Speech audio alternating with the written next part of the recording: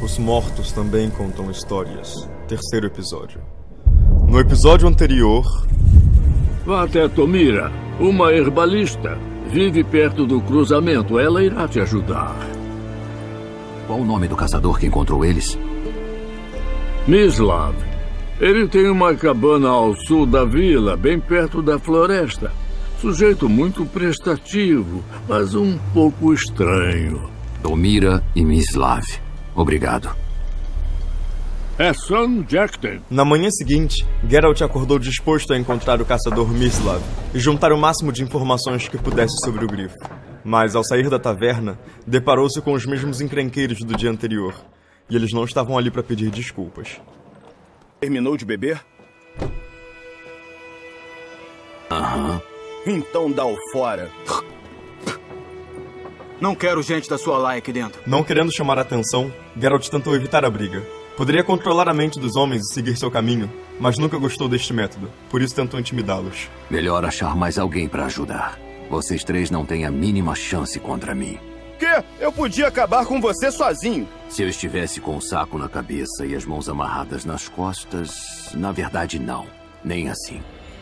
Chet, Lash, para trás. Vou ensinar uma lição a esse vagabundo. De homem para aberração. Mas o orgulho destes homens superava seu discernimento. Você é meu, bastardo!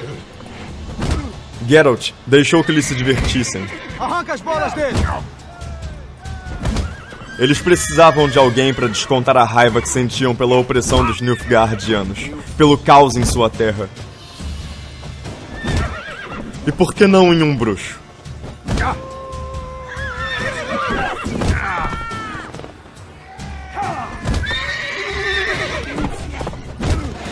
Mas Geralt também tinha um limite. Ele não tinha nada a ver com isso. Decidiu que ao invés de servir de boneco de treino para aqueles homens, mostraria para eles quem era aliado e quem era o inimigo de verdade. E também a não se meterem com os bruxos.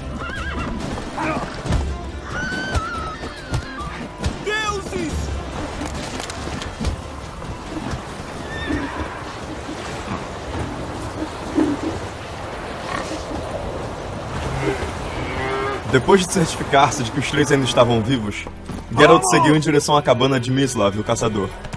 Atravessando o vilarejo de Pomar Branco, ouviu toda a série de comentários sobre a guerra e os Nilfgaardianos. Alguns praguejavam seu infortúnio, outros ainda choravam pelos seus mortos. Alguns até pensavam em deixar a cidade. Os únicos que ainda não entendiam bem o que estava acontecendo eram as crianças. E as crianças diziam coisas incríveis. A cabeça lhe bateu, o dia amanheceu e ele tá se mijando. Oh, o que você disse? Quem te ensinou isso? Chet. Escuta aqui. Você nunca mais vai cantar esta música. Nunca. E nem vai brincar mais com Chet. Mas o Chet é o meu melhor amigo. Chet é um babaquinha que vai matar a todos nós. Se eu ver você com ele de novo, vai se arrepender. No caminho, Geralt encontrou um quadro de avisos da vila. Além de alguns edictos e convocações imperiais, 2 pergaminhos chamaram muito sua atenção. Um deles falava sobre um demônio assombrando ruínas próximas e pedia ajuda para expulsar tal criatura, enquanto o outro havia sido escrito por um homem que tentava encontrar o corpo de seu irmão, perdido entre as centenas de cadáveres no campo de batalha. Alguém em casa? Deve ter saído para caçar. Geralt prometeu para si mesmo que ajudaria aquelas pessoas, mas precisava antes certificar-se de que ainda tinha tempo. A trilha está fresca. Mislav acabou de sair de casa. Por isso, foi atrás dos rastros de Mislav.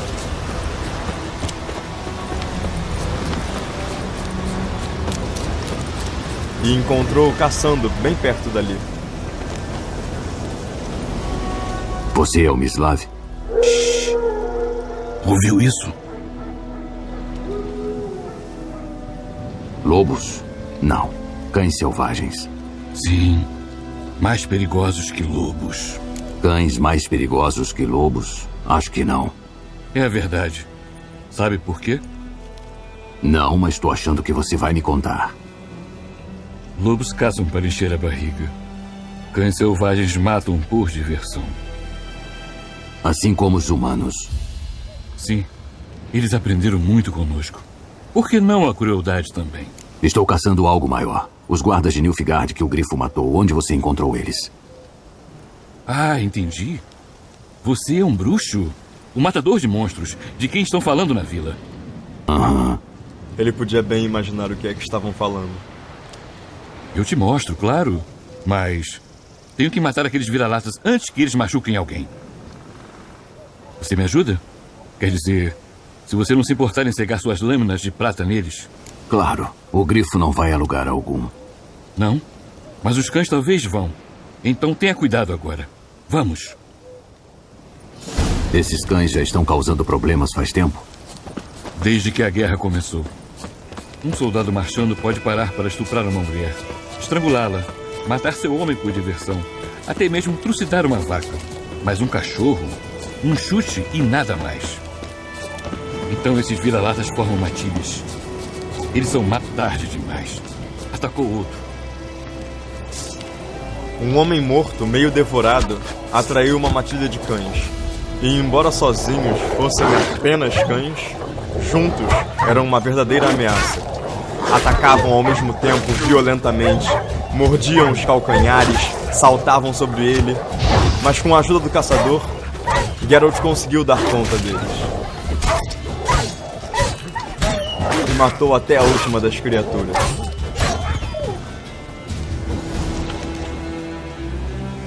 Dieter. Você o conhece?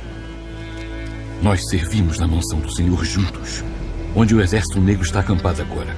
Ele era ajudante no estábulo e eu era o caçador do Senhor.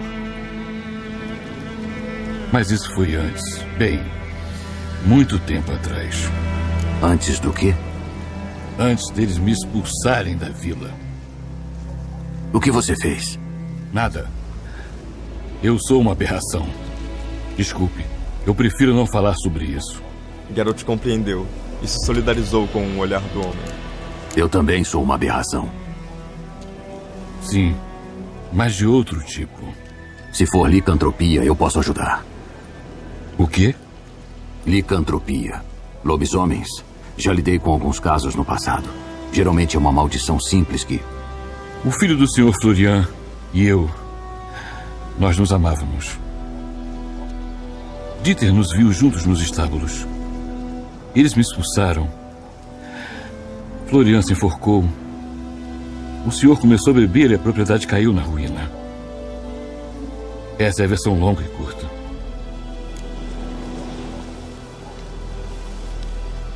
Sinto muito. Ah, já é história antiga agora. Eu ia te mostrar onde encontrei os guardas de Nilfgaard. Venha. Saudações. O Grifo, sabe alguma coisa sobre ele? Ah, não muito. Não é o meu tipo de caça. Mas você é o tipo dele. Só os instintos de sobrevivência devem fazer você se importar. Eu ando em silêncio pela floresta. Nenhum grifo pode me ver ou me ouvir. Mislav parecia ser um bom homem. E embora Geralt gostasse muito de mulheres, muito mesmo, ele compreendia a situação do caçador. Ele sabia como era difícil viver sendo visto como uma aberração. Ter gente desconfiando de você o tempo todo por conta do que acham que você é, ou por conta do que eles ouvem dizer. É sempre mais fácil se afastar, ignorar e tratar quem é diferente com ódio e preconceito. Às vezes, Geralt se cansava de tentar mostrar que era como todos os outros, e aproveitava a imagem que criavam dele para evitar problemas maiores. Mas no fundo, ele era como todos os outros. Foi aqui. Assim como Mislav. Um estava aqui, perto do toco, sem cabeça. O outro preso num galho, as tripas espalhadas, se esticando para...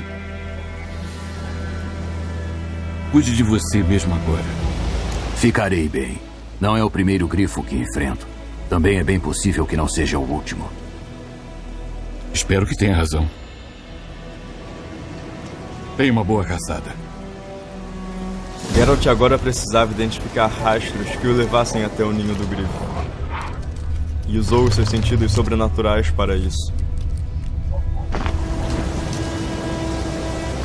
O chão está preto, saturado com sangue. O povo de Nilfgaard estava comemorando. O grifo interrompeu eles.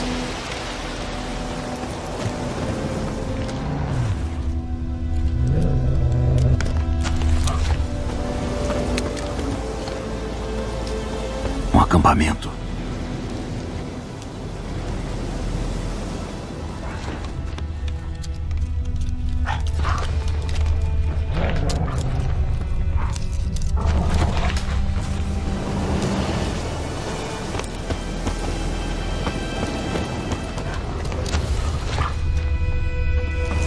Essas pegadas são mais velhas e mais profundas, com armaduras pesadas.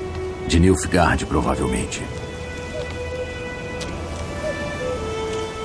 Os rastros profundos provavelmente pertenciam a imbecis nilfgaardianos, que acreditavam ser uma boa ideia enfrentar uma criatura ágil e veloz como um grifo, trajando armaduras completas de placas e malha, como gostavam de fazer. As pessoas tendem a achar que a melhor proteção é sempre a mais cara e a mais robusta, embora às vezes baste uma tira de couro e alguns tecidos, como os Scoia'tael bem sabem.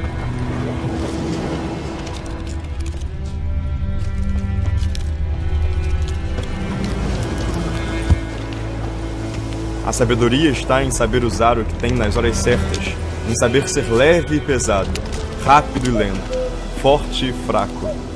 Palavras que Geralt ouvia muito em Kaer Morhen. O ninho do grifo. Ao menos o que restou dele. O cadáver já tem algumas semanas. Ainda estava vivo quando o grifo trouxe ele para cá. Demorou muito para morrer. Fêmea. As larvas nos ferimentos dela já nasceram. Já está morta há pelo menos uma semana. O outro grifo deve ser macho. Cortes profundos por todo o corpo. Nenhuma gota de sangue no bico ou nas garras.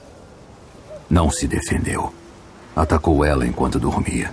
A ponta do bico está gasta. Camadas de pelos cinzas. 10, 12 anos de idade. Grifos formam casais para o resto da vida quando são jovens. O macho deve ter a mesma idade. Corpo robusto, juba densa.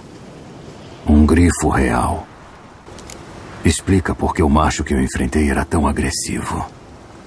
Caçou os Nilfgaardianos aqui na floresta primeiro. Depois começou a rondar a área.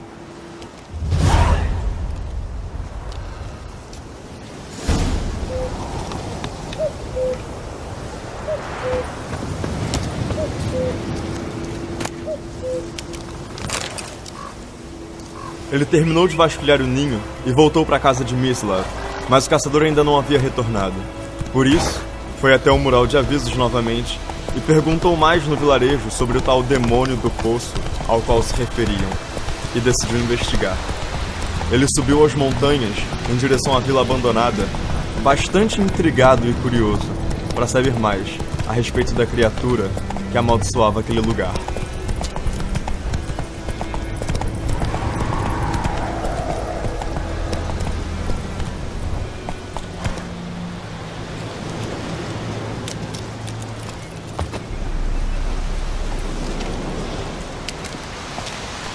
O infame poço. Uma aparição diurna. Me pergunto o que fará aqui. Aparições diurnas são espíritos violentos e rancorosos de jovens mortas.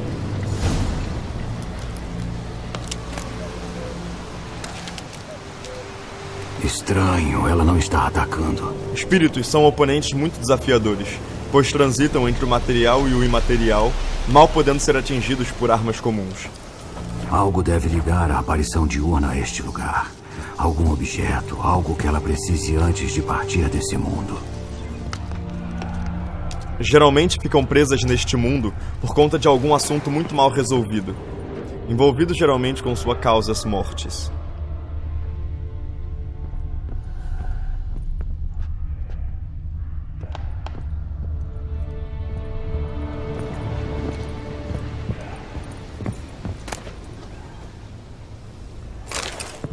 Usando seus sentidos sobre-humanos, Geralt procurou por algum sinal que revelasse alguma pista nos casebres ao redor do poço, até que encontrou um diário que contava parte da história do lugar.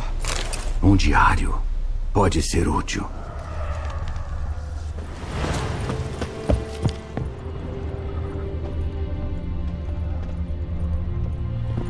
Um homem. Ele foi apunhalado com uma faca, morreu na hora. Então os animais devoraram seu corpo. Não sobrou nada. Mais manchas de sangue por aqui. Mas não é o sangue dele.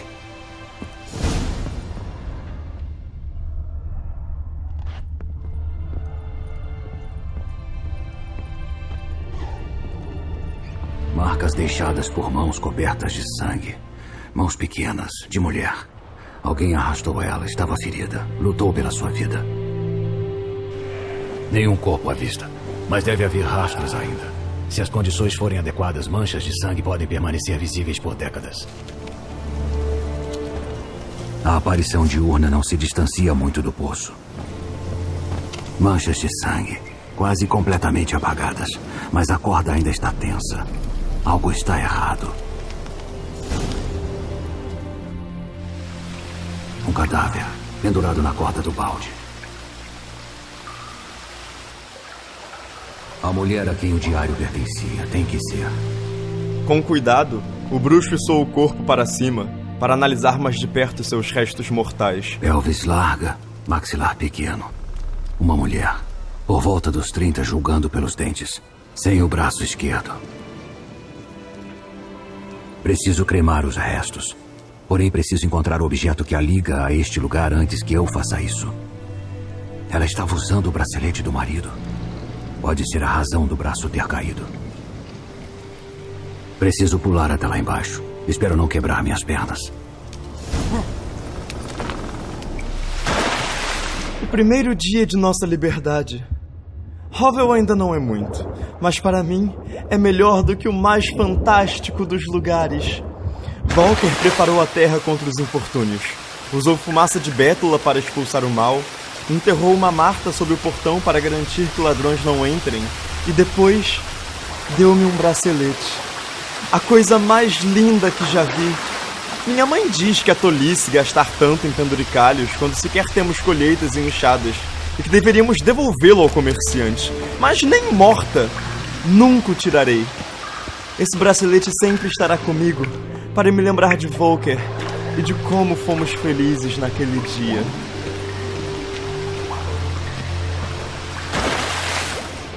Geralt avistou então no fundo do lago um braço, ainda com um bracelete preso a ele, e nadou até lá para alcançar o objeto.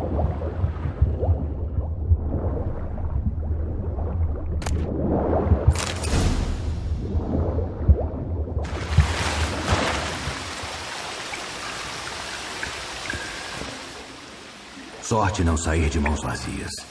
Um bracelete com uma inscrição. Para Claire, de Volker.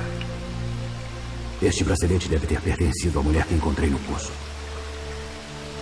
Objeto lindo, mas vou ter que queimar o corpo para acabar com a aparição diurna de vez. Melhor fazer isso perto do poço.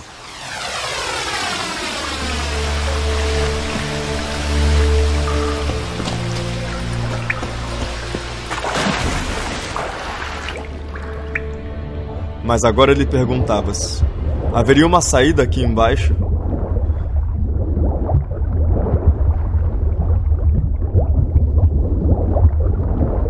Talvez estes rios subterrâneos estivessem ligados a algum lago ou a algum rio próximo.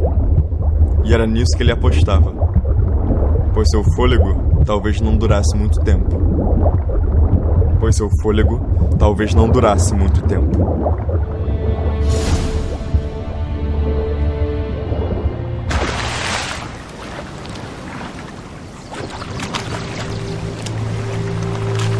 Eu preciso me preparar para esta luta.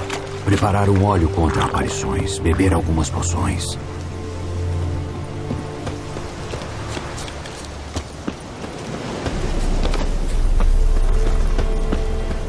Ele possuía os ingredientes necessários para se preparar. Agora, bastava voltar à vila e atrair o jovem espírito, para pôr um fim em seu tormento de uma vez por todas, e também no tormento dos camponeses que ela amaldiçoava.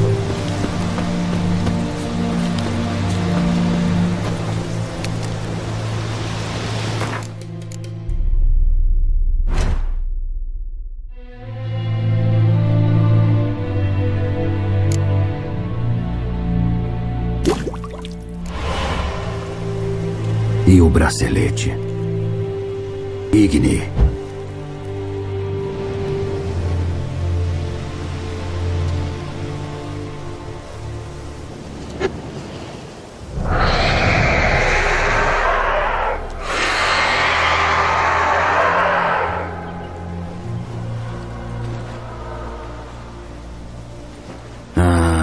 que funcionou.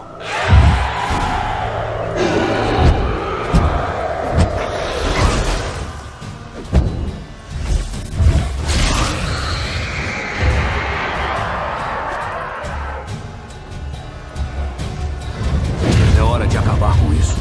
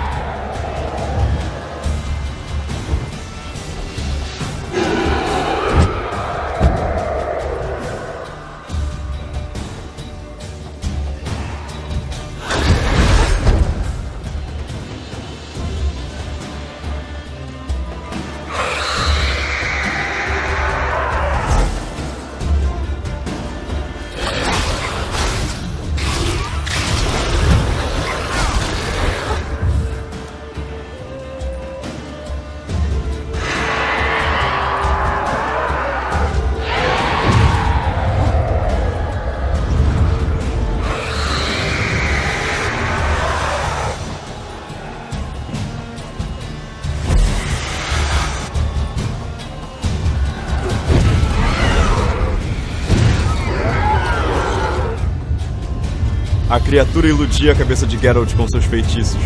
Criava cópias de si mesma e sugava sua energia vital enquanto transitava entre este e o outro mundo, sendo impossível atingi-la. Mas com o sinal Irden, o bruxo conseguia aprisioná-la no nosso mundo e fazer dela algo contra o que poderia lutar. E se podia acertá-la, podia destruí-la.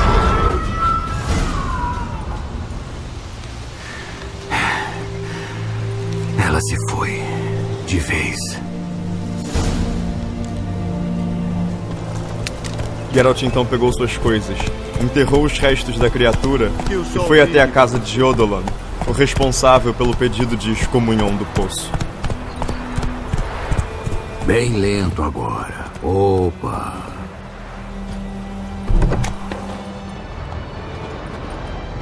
Trabalho feito. O poço era assombrado pelo fantasma de uma mulher que foi morta lá. Eu o expulsei. Só espero que cada miserável que não foi enterrado não comece a nos assombrar. Ou aquele campo de batalha vai causar problemas. Se causar, você sabe quem chamar. Enquanto isso, Claire, Volker. Esses nomes dizem alguma coisa? Não conheço eles. Embora eu tenha ouvido o herbalista Tomira lecionar uma Claire uma vez, a mesma talvez. Sua recompensa, mestre bruxo. O ouro que escondi para o dote de Mande. Sem você, ela nunca teria sobrevivido para se casar. Agora, pelo menos, há esperança. Nesse ponto, duvido que algum dia eu me case. Fique com o dinheiro para Mandy, para o casamento dela. Faça um brinde à minha saúde na ocasião. Obrigado, mestre bruxo. São palavras quentes, você tem um bom coração, mas não posso deixar você partir de mãos vazias. Deve isso, pelo menos, para dar sorte.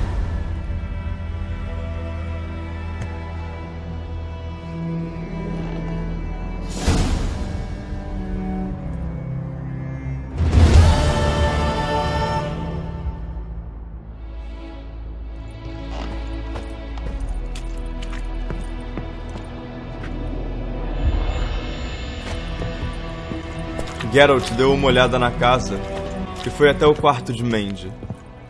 Ao ver aquela jovem deitada na cama, sonhando com seu futuro e resistindo à morte, não pôde deixar de se lembrar da pequena Ciri.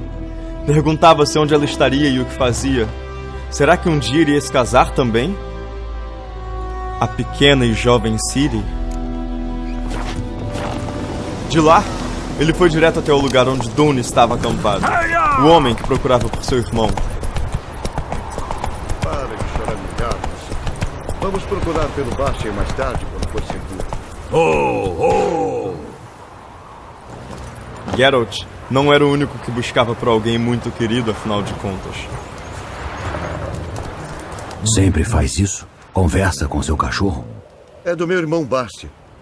Mas acho que agora ele é meu. Sabe, Bastien lutou contra os Cavaleiros Negros, do lado de fora da vila. Não soube dele desde então. Eu falei pra ele, faça como eu fiz. Perca um dedo ou dois para eles não te forçarem a servir. Ele tinha medo demais, maldito inferno. Eu daria uma volta no campo de batalha se fosse você. Eu dei. Um mar de cadáveres. E carniçais, se alimentando, Alguém me disse que eles têm medo de fogo. Então eu levei uma tocha. Tentei expulsá-los. Porra nenhuma, te digo. Teria sido devorado vivo se não fosse pelo Hussar aqui. Escuta, acho que você carrega essas espadas não como enfeite. Venha comigo. Mantenha os carniçais longe. Me ajude a encontrar Bastian e eu vou te pagar bem. Tudo bem, vou te ajudar. Só que fazem alguns dias desde a batalha. As chances de encontrar seu irmão vivo são baixas. Muito baixas. Quem iria imaginar? Mas quero encontrar o seu corpo, pelo menos, para que Bastian não apodreça lá no sol com os Cavaleiros Negros. Me encontrem na colina em cima do campo de batalha. Vamos seguir juntos. O meu irmão Bastian partiu para lutar contra os Cavaleiros Negros. Tenho motivos para acreditar que ele participou da grande batalha que ocorreu perto daqui. Ele ainda não retornou. Eu não sei. Mas caso ele tenha morrido, eu gostaria de enterrá-lo como os nossos pais sempre fizeram. Gostaria de enterrá-lo próximo ao lugar onde os nossos pais jazem, em vez de deixar o seu corpo para os devoradores de cadáveres que perambulam pelos campos de batalha. Por isso, procuro alguém que tenha coragem, habilidade com uma espada e disposição para aventurar-se comigo em busca de Bastian. Não pagarei muito, pois não tenho muito com o que pagar. Mas sei demonstrar gratidão e demonstrarei aos montes. Qualquer homem disposto a ajudar, procure por uma cabana queimada na estrada para Pomar Branco, próxima à ponte. Eu acampei por ali.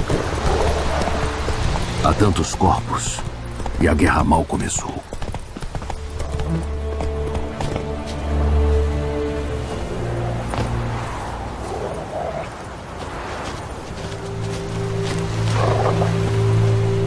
O corpo dele deve estar por aqui em algum lugar. No meio de incontáveis outros. Quer examinar um por um? Pode demorar um pouco. Não precisa se preocupar. Os recrutas do Pomar Branco pintaram uma pequena flor em seus escudos para que se reconhecessem na batalha. Havia poucos deles. Se procurarmos pelas flores, encontraremos Bastian logo. Sem ofensas, mas muitos soldados largam seus escudos. Especialmente se estiverem do lado que está perdendo. Se encontrarmos só escudo, Hussar vai farejar e nos levar até Bastian. Vamos? Quanto antes terminar isto, melhor. O bruxo voltava agora para o mesmo lugar onde havia perdido os rastros de Yennefer pela primeira vez. Talvez encontrasse uma pista nova que tivesse deixado passar. A única beleza naquele lugar agora era a esperança que havia no olhar de Dune. Ela contrastava fortemente com o ceticismo e o pessimismo de Geralt. E de alguma forma contagiava. Levemente. Continua. Vamos, Hussar! Tá sentindo o cheiro de Bastian, garoto? Geralt se aproximou da vila de Pomar Branco. A feiticeira parecia estar poucos passos adiante, mas ela continuava esquiva. A vila de Pomar Branco havia sofrido muito com a guerra, e os ânimos dos moradores estavam um tanto exaltados. Uma guarnição de soldados nilfgaardianos conquistara a fortaleza do antigo senhorio da região. Sabe-se lá o que fizeram com o corpo do homem depois de enforcá-lo.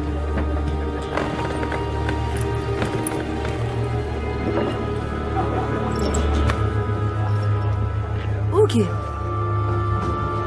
Tira isso daí antes que dê problema. Isso é um brasão. Os lírios temerianos têm o direito de ficarem ali. Isto aqui não é mais a Teméria, seu velho. Agora é Nilfgaard. É porcaria nenhuma. Muitos nortenhos não aceitavam submeter-se ao império, enquanto outros tantos temiam questioná-lo.